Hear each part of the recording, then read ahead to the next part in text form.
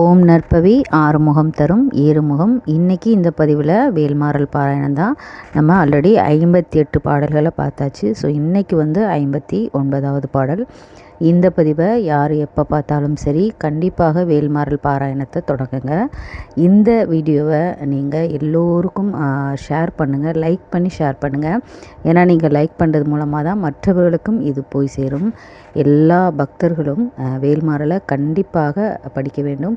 முருக பக்தர்கள் அனைவருக்கும் இது போய் சேரணும். ஸோ கண்டிப்பாக முருக பக்தர்களாகிய நம்முடைய கடமை இந்த வேல்மாறலை பற்றி எல்லோருக்கும் சொல்கிறது. ஸோ கண்டிப்பாக லைக் பண்ணுங்கள், ஷேர் பண்ணுங்கள், கமெண்ட்டில் ஓம் முருகா போற்றி அப்படின்னு டைப் பண்ணுங்கள். இன்றைக்கி 59வது பாடல்.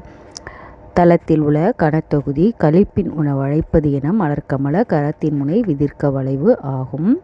திருத்தணியில் உதித்தருளும் ஒருத்தன் மலை விருத்தன் எனதுலத்தில் உரை கருத்தன் மயில் நடத்து குகன் வேலே. தலத்தில் உள்ள கனத்தொகுதி கழிப்பின் உணவழைப்பது என மலர்கமல கரத்தின் முனை விதிர்க்க வளைவு ஆகும்.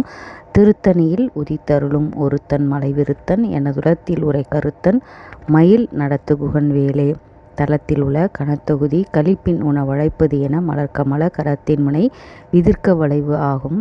திருத்தணியில் உதித்தருளும் ஒருத்தன் மலை விருத்தன் எனதுலத்தில் உரை கருத்தன் மயில் நடத்து குகன் வேலே.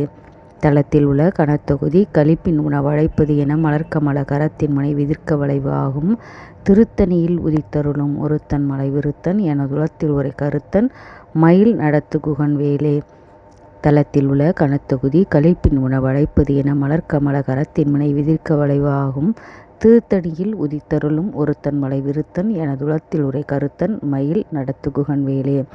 தலத்தில் உள்ள கனத்தொகுதி கழிப்பின் உணவழைப்பது என மலர்கமல கரத்தின் முனை விதிர்க்க வளைவு ஆகும். திருத்தணியில் உதித்தருளும் ஒருத்தன் மலை விருத்தன் எனதுலத்தில் உரை கருத்தன் மயில் நடத்து குகன் வேலே. இந்த பாடலை பணத்தேவை இருக்கிறவங்க, உடனடியாக பணத்தேவை நிறைவேறணும், அதாவது மற்றவர்களுக்கு கடன் கொடுக்கணும் அப்படின்னு இருக்கிறவங்க இந்த பாடலை பாடுங்க. கண்டிப்பாக பலன் கிடைக்கும்.